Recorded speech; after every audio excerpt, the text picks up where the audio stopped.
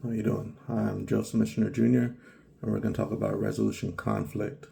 The question is, tell me about a time you had to deal with conflict and discuss its outcome. I was in the military at the time and stationed at Monite Air Force Base, and there was a time when my supervisor left and went on leave for about 30 to 45 days. So while he was on leave, I was now the acting supervisor taking over for the shop. And the issues were like there was a base-wide exercise coming up, and he left me some notes on what he had planned for who's going to be doing certain things in situations. After looking at it and then knowing more people's strengths and weaknesses, since I was like a more direct supervisor and he was just overcharged the shop, I ended up changing some names for doing certain things during the exercise that which they would be better suited for.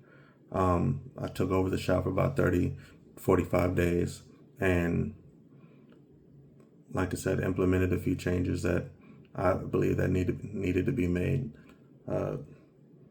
After doing completing what was needed for the first few days after I made the changes, and then implemented stuff that I thought would make a big difference. One of the things I fixed was being a supervisor, the Rady or supervisor Rady situation. There was not a list of people that would pretty much rate on each other, what you look after, and I changed some names around so people that would actually deploy together would actually like be able to see their supervisor like year in year out, rather than somebody being deployed and other person being stateside, and then you're supposed to like rate them or give them feedback on what they're doing in the job, but they're not with them. So I made that change.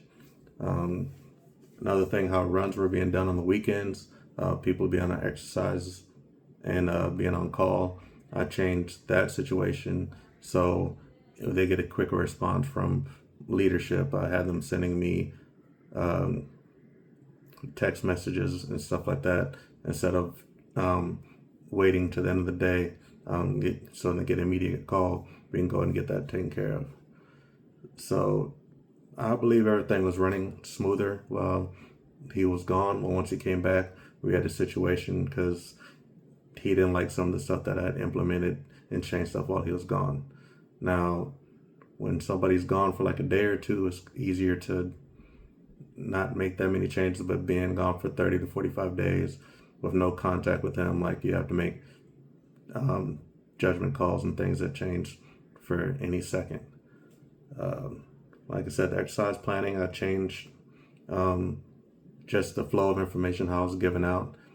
He was one of the people that liked to hold on to information, then at the last minute just send stuff out there and not let people get their input. I would have meetings, and so everybody could put their 2 cents in, and then we come up with the game plan together, rather than just being, I would say, kind of, I guess, like a dictatorship. I just let everybody, put their information in there.